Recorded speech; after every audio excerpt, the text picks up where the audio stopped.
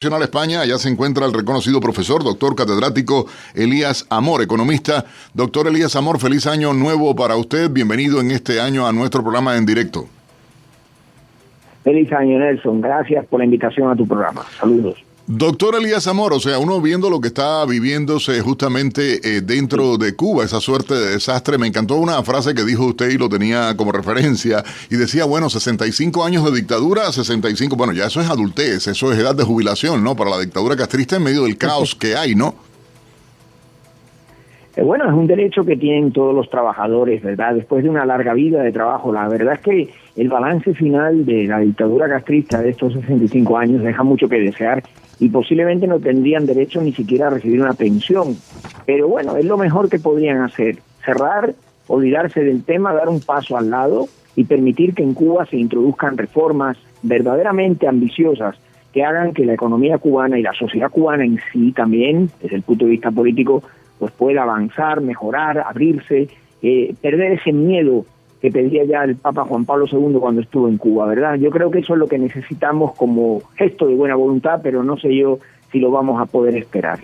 Hay algo que llama enormemente la atención y tiene que ver con las intentonas que ha tenido a lo largo de la dictadura castrista en todo este proceso. Recuerdo cuando se hizo aquello del mercado campesino, luego cuando intentaron hacer los negocios, las empresas mixtas con esta cosa rara, ¿no? De porcientos, etcétera, etcétera.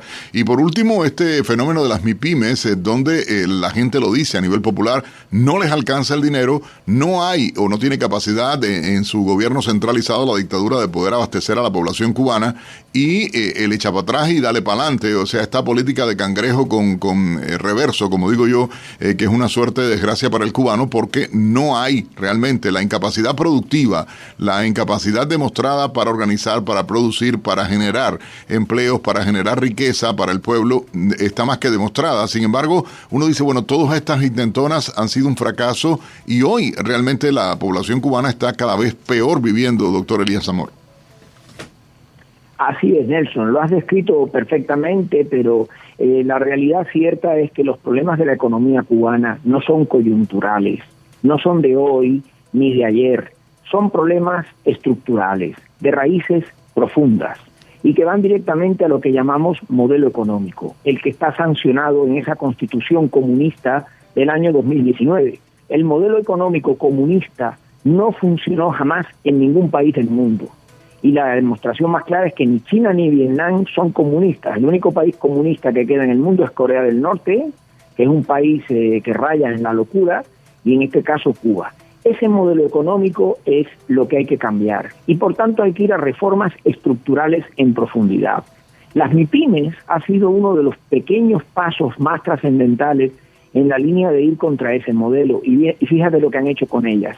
Las han convertido en un instrumento al servicio del régimen. El propio Díaz-Canel el otro día dijo que las MIPYMES tienen detrás intereses poderosos contra la revolución. Ya no se puede estar más loco, no se puede estar más alejado de la realidad. Y en ese sentido, pues, sinceramente lo que creo es que lo que hay que acometer son reformas, como he dicho, estructurales, cambiando el modelo de producción, traspasando los derechos de propiedad a la gente, a la ciudadanía, haciendo que el mercado sea el que asigne recursos y olvidándonos de la planificación central comunista, suprimiendo el papel del Estado en muchísimas actividades que el Estado no tiene que hacer nada, sino que quien tiene que estar es la propiedad privada, el capitalismo, vamos a llamarle economía de mercado, que es el término que hoy en día está de moda, y esas son las reformas que hay que aplicar, reformas de contenido, estructurales, y olvidarse de esos ensayos temporales que no van a ningún sitio.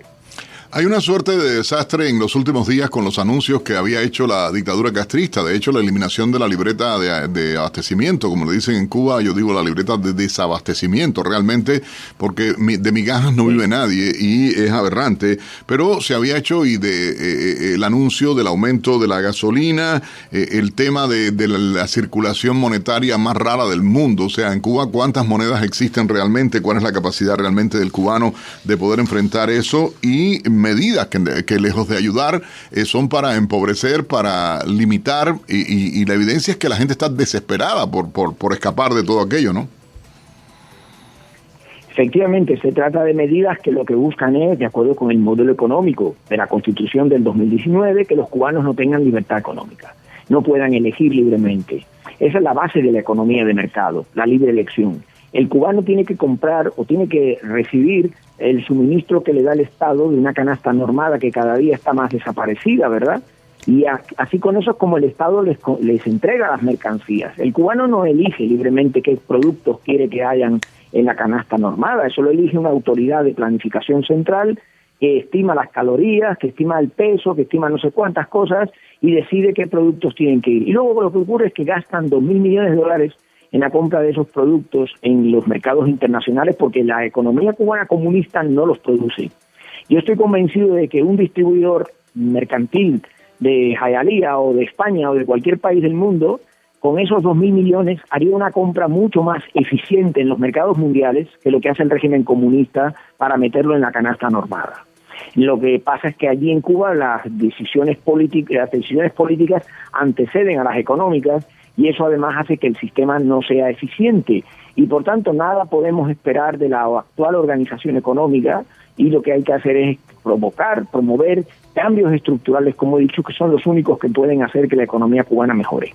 Hay algo que llama la atención. ¿Buscan brutos para dirigir la economía cubana? ¿Hay mala intención detrás de todo esto? Porque me parece a mí, yo creo que brutos no, porque hay un control sobre la población, hay una dependencia de la población y creo que ese es el propósito máximo, ¿no? De la dictadura en este caso, porque no tiene sentido. No son buenos en turismo, no son buenos en nada. Prácticamente han destruido la industria azucarera, han destruido, de hecho, la propia industria turística. Los últimos informes que han salido de influencers que han viajado a Cuba, rusos, mexicanos, de diferentes países, todos hablan de lo desastroso en los servicios en la industria hotelera de la isla. Claro, Nelson, pues todo lo que está controlado por el Estado comunista no puede funcionar bien porque faltan los elementos de motivación y de riqueza que las personas cuando se lanzan a la economía de mercado buscan y para eso se establecen en su propia cuenta, ¿verdad? Tú fíjate cómo funciona un mercado que es absolutamente privado y yo diría que hasta clandestino en Cuba, como es el mercado informal. Funciona perfectamente. El cubano que necesita dólares acude al proveedor que tiene más cerca de su domicilio en el mercado informal y cambia los pesos cubanos por los dólares al cambio que hay ese día, lógicamente, que es el que impone el sistema. Ese modelo funciona perfectamente. Dime qué mercado en Cuba puede funcionar mejor. Ninguno. Están todos controlados e intervenidos por el Estado. Tú piensas, por ejemplo, en la distribución en los agrocentros en La Habana. ¿Quién controla eso? Lo controlan los distribuidores de acopio del mercado estatal, que son los que imponen unos precios a los campesinos que luego después no se responden con los precios que se pagan en los agrocentros en las calles centrales de La Habana Vieja. Eso es un ejemplo clarísimo de la mala gestión comunista. Y en cambio, donde está el sector privado funcionando como en el mercado informal de cambios, las condiciones son fabulosas. Eso es lo que tenemos que ver. La esencia de los cambios de la economía cubana pasa por la eliminación del Estado como asignador de recursos, como controlador de la economía y poner todo eso en manos del sector privado. Doctor Elías Amor, si tuviera que hacer algún tipo de pronóstico con relación a qué va a pasar 2024 para la población cubana, para la economía de la isla.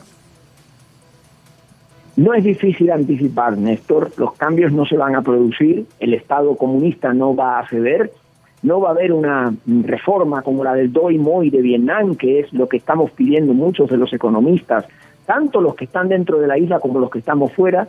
Y por tanto, ante esa falta de cambios, no va a haber mejoría en la situación económica cubana. Al contrario, es posible que en el año 2024 los cubanos todavía lo pasen peor.